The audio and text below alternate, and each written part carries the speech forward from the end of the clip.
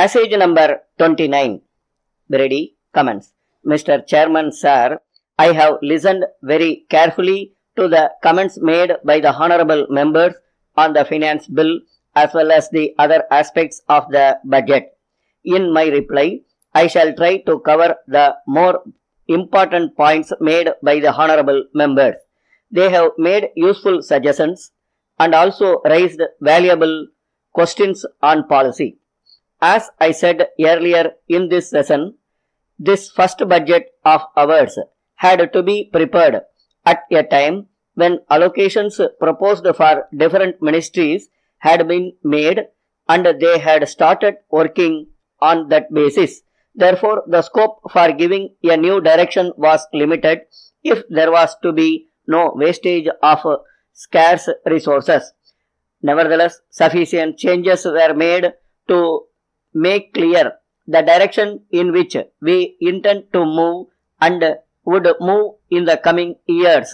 The valuable suggestions made by the honorable members will certainly be useful in framing our next budget, and I may say within a matter of weeks we shall be working on it. As I said in my budget speech, our intention is to give primary importance to agriculture because we feel that is the only way in which we can solve the problems of poverty and unemployment.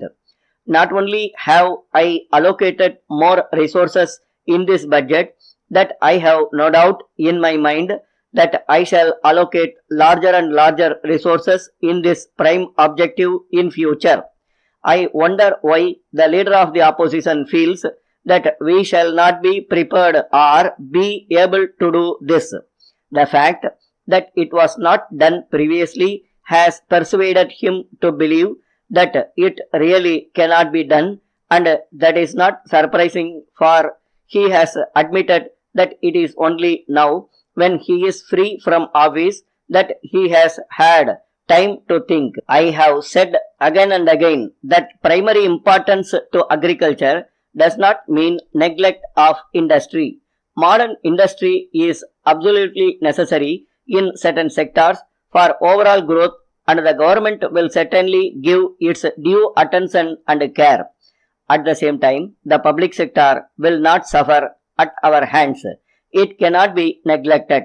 A large part of the country's saving has been invested in the public sector enterprises, and it should be our first and foremost duty to see that they work well and provide the resources for future growth. It is of the utmost importance to see that efficiency and profitably increase very rapidly in all ways. Our basic approach, however, is that in a poor mixed economy, all the sectors should be enabled to work well in order that they may provide more resources for further growth.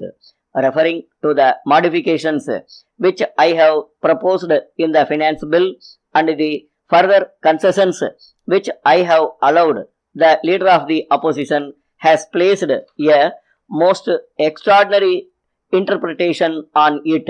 He says that I have mauled my own budget and that this is a proof that it was carelessly prepared. I wonder whether the leader of the opposition has forgotten the time when he himself was the finance minister. While moving the finance bill, he himself made modifications in a similar manner and allowed concessions. I have only one comment to make. We are a government which believes that it is necessary to be responsive to genuine grievances of the public, and it is our duty to examine with great care submissions made in the House as well as by citizens and taxpayers. I have spent a great deal of time and energy in this process. My doors have always been open, and wherever I have found that a change is genuinely required in the public interest, I have not hesitated to make it, and I have not stood on false grounds of prestige. Sir, we are conscious of our responsibilities to the common man and the poorer sections of society. I believe that it is our responsibility to ensure that all productive assets in this country are used efficiently and fully so that production may be maximized, so that there may be adequate availability of consumer goods, so that prices may be stabilized. This can only be done if all sectors of the economy are encouraged to grow, to develop, to invest, and to produce. I shall deal with one other matter that has been touched upon in the course of the debate. Some honorable members have expressed their views about one of my proposals. I have proposed that industrial companies may be exempted from the obligation to pay dividends, but some honorable members have expressed the view that it will only benefit monopoly houses. I may assure them that their view is not correct. Let me make it clear that this is a very desirable change. It is possible for some persons to avoid personal taxation by using the name of the company. I may inform the House that my only object is to prevent this. It is with that object in view that I have made my proposal. Stop.